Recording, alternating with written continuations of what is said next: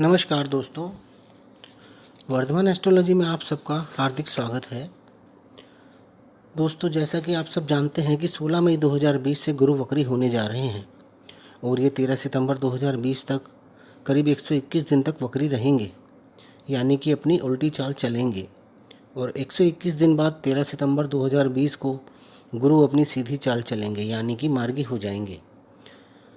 दोस्तों, अभी गुरु अपनी नीच राशि मकर में गोचर कर रहे हैं, जहां पर मकर राशि के स्वामी शनि पहले से ही वहां पर मौजूद हैं और जिस कारण से गुरु का नीच भंग भी हो रहा है। दोस्तों, गुरु 16 मई से 13 सितंबर तक अपनी वक्री अवस्था में रहेंगे, जिसमें 30 जून तक वो मकर राशि में रहेंगे, जहां पर वो अपनी नीच अवस्था में होंगे। 30 जून के बाद गुरु अपनी नीच अवस्था से बाहर आ जाएंगे, किंतु वक्री अवस्था में बने रहेंगे। दोस्तों, जब कोई ग्रह नीच का होता है और वक्री हो जाता है तो उसका नीचत्व भंग हो जाता है। इसी प्रकार यदि कोई ग्रह उच्च का होता है और वक्री हो जाता है तो उसका उच्चत्व भी भंग हो जाता है और वो ग्रह सामान्य फल देने लगता है। बृहस्पति देवताओं के गुरु हैं और ये सबसे ज़्यादा शुभ ग्रह माने जाते हैं।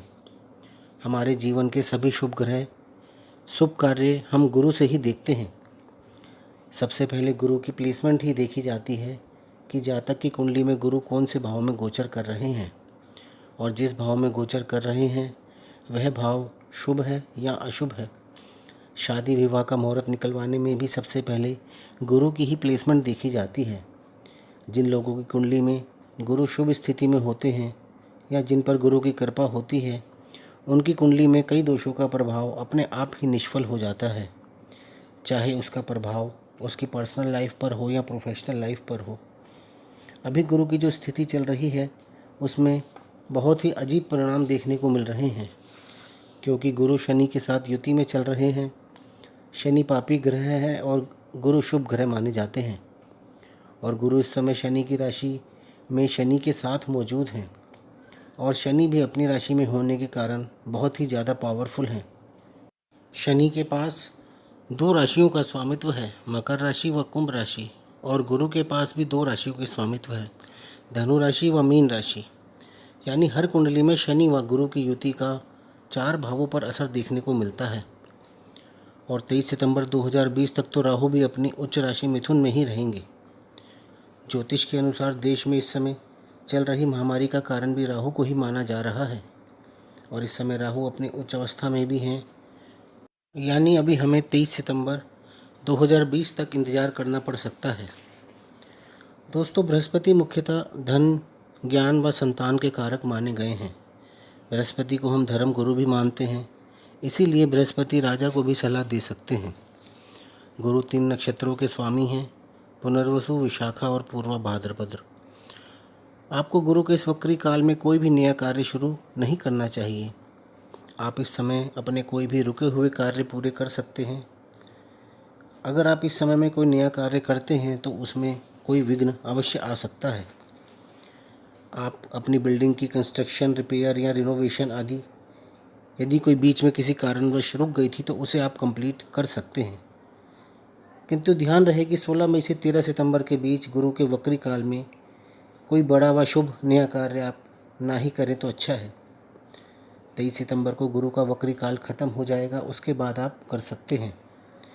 इसके अलावा शनि भी 11 मई से 29 सितंबर तक वक्री चल रहे हैं। राहु भी 23 सितंबर तक मिथुन राशि से वृष राशि में गोचर कर जाएंगे। हो सकता है तब तक महामारी से भी काफ़ी हद तक छुटकारा मिल जाएगा।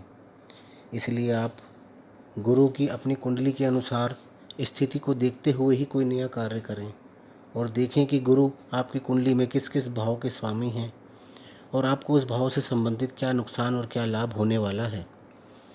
और 30 जून को तो गुरु अपनी स्वयं की राशि धनु में चले जाएंगे और किसी भी ग्रह का अपनी राशि में जाने का उसका शुभ प्रभाव कई गुना बढ़ जाता है, क्योंकि कोई भी ग्रह अपनी राशि में अपनी मनमानी करने के लिए स्वतंत्र होता है और अपनी राशि का भाव कोई भी ग्रह खराब नहीं करना चाहता है, इसलिए वह वहाँ शुभ फल ही देता है। और मिथुन, कन्या, धनु और मीन लगन वाले जातकों की कुंडली में तो 30 जून से हंस योग भी बनेगा, जो कि बहुत ही ज़्यादा शुभ योग होता है। तो आइए अब हम जानते हैं कि सभी लगन वाले जातकों पर गुरु के वक्री होने का क्या प्रभाव पड़ेगा। आज हम तुला लगन वाले जातकों के बारे में बात करेंगे। तुला लगन वाले जातकों की कुंडली में गुरु का गोचर अभी चतुर्थ भाव में चल रहा है और गुरु इस कुंडली में तीसरे व छठे भाव के स्वामी हैं और गुरु अभी मकर राशि में शनि के साथ युति में चल रहे हैं और 30 जून तक गुरु यहीं पर रहेंगे। गुरु यहाँ पर तीसरे भाव के स्वामी होकर चतुर्थ भाव में गोचर कर रहे हैं। इस समय में आपके जीवन में कई बदलाव हो सकते हैं। आपका पराक्रम व साहस भी बहुत बड़ा चढ़ा रहेगा। आप किसी कार्य में जल्दी से हार नहीं मानेंगे और हर कार्य में खूब मेहनत करेंगे। आप एक जगह टिक नहीं पाएंगे, आपको इधर उधर घूमना भी पड़ सकता है। यदि आप कहीं नहीं जा पाएंगे तो आप विचलित भी हो सकते हैं, क्योंकि ग्रह के प्रभाव के कारण आपका मन एक जगह रहकर काम करने में नहीं लगेगा। गुरु आपकी कुंडली में छठे भाव के भी स्वामी हैं और चतुर्थ भाव में बैठे हैं। छठे भाव के स्वामी का केंद्र में या चतुर्थ भाव में आना या चतुर्थ भाव के स्वामी का छठे भाव में जाना शुभ नहीं माना जाता। यह योग आपके लिए कुछ परेशानी ला सकता है। यात्रा करते समय बहुत सावधानी रखें। प्रॉपर्टी संबंधी विवादों में नुकसान हो सकता है। आपकी माताजी की तबीयत भी इस समय में खराब रह सकती है। 30 जून को गुरु का गोचर मकर राशि से धनु राशि में हो जाएगा और गुरु आपके चतुर्थ भाव से तृतीय भाव में आ जाएंगे। यह भाव पराक्रम का, छोटे भाई बहनों व छोटी यात्राओं का भाव है। यहाँ पर गुरु तीसरे भाव के स्वामी होकर तीसरे भाव में ही मौजूद रहेंगे। यह योग भाव को बलि कर देता है, जिससे उस भाव से संबंधित सभी शुभ फलों की प्राप्ति होती है। आप इस समय में बहुत पराक्रमी व साहस से भरे रहेंगे। यह कलात्मक कार्यों का भी भाव होता है, तो इस समय आप में कलात्मक कार्यों की भी प्रतिभा होगी और आप उनमें भी काफ़ी आगे रहेंगे। छोटे भाई बहनों व पड़ोसियों का आपको पूर्ण सहयोग प्राप्त होगा और आप भी उन्हें पूर्ण सहयोग प्रदान करेंगे। गुरु इस कुंडली में छठे भाव के भी स्वामी हैं और तीसरे भाव में स्थित हैं, जो कि छठे भाव से दशम भाव है। अर्थात आप कंपटीशन के लिए भी कर्म करते और मेहनत करते रहेंगे। वो भाव यह दर्शाता है कि इस समय आप अपनी फुल फॉर्म में हो सकते हैं। किसी तरह के कंपटीशन में आप विजयी हो सकते हैं। आप अपनी मेहनत व साहस के कारण आगे बढ़ते रहेंगे। आप में इस समय जीतने की प्रवृत्ति के कारण थोड़ा अहंकार भी आ सकता है, जिससे आपके लिए लोगों के मन में खटास भी पैदा हो सकती है। आपको इस प्रवृत्ति से बचना चाहिए। अपने शत्रुओं से भी आप इस समय में विजय हासिल कर लेंगे। आप अपनी जॉब में प्रमोशन के लिए यदि इस समय में कोई एग्ज़ाम या इंटरव्यू देते हैं तो उसका निर्णय भी आपके हक में होने के ज़्यादा चांसेस रहेंगे। गुरु की 5वीं दृष्टि आपके सप्तम भाव पर होगी, जो कि आपके जीवन साथी व गर्लफ्रेंड का भाव है। इस समय में आपके अपने जीवन साथी, बॉयफ्रेंड या गर्लफ्रेंड से बहुत अच्छे संबंध रहेंगे। झगड़ों की संभावना बहुत कम हो जाएगी। आप लोग एक दूसरे की भावनाओं को समझेंगे व उसकी कदर भी करेंगे। आपका बिजनेस पार्टनर भी आपका इस समय में पूरा सहयोग देगा, क्योंकि देश की परिस्थिति के अनुसार जो व्यवसाय के हालात हैं उसके हिसाब से सारे व्यावसायिक संबंधों में बहुत मनमुटाव आ सकते हैं, किंतु आपके पार्टनर द्वारा आपको बहुत सपोर्ट मिलेगा। गुरु की 7वीं दृष्टि आपकी भाग्य भाव पर होगी, जो कि धर्म व पिता का भाव भी है। इस समय आपको आपके पिता भी फुल सपोर्ट करेंगे। आपके द्वारा किए जा रहे कार्यों में आपका साथ देंगे, साथ ही आपका भाग्य भी आपका पूरा साथ देगा, जिस कारण से आपको कम मेहनत में ज़्यादा लाभ मिलेगा और आपके मार्ग में आ रही रुकावटें काफ़ी हद तक स्वयं ही खत्म हो जाएंगी। आपकी रुचि अध्यात्म की ओर काफ़ी बढ़ जाएगी।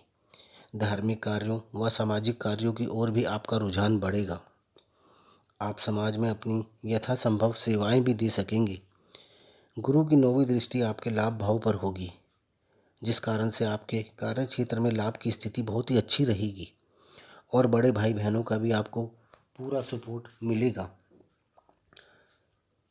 13 सितंबर को गुरु मार्गी हो जाएंगे और अपनी अगली राशि मकर की ओर बढ़ना शुरू कर देंगे और 20 नवंबर को गुरु का गोचर फिर से मकर राशि में हो जाएगा। तो दोस्तों, ये था तुला लगन वाले जातकों के लिए गुरु के वक्री होने के प्रभाव। आपको यदि मेरा ये वीडियो पसंद आया हो तो इसे लाइक अवश्य करें, साथ ही हमारे चैनल वर्धमान एस्ट्रोलॉजी को सब्सक्राइब भी करें। धन्यवाद।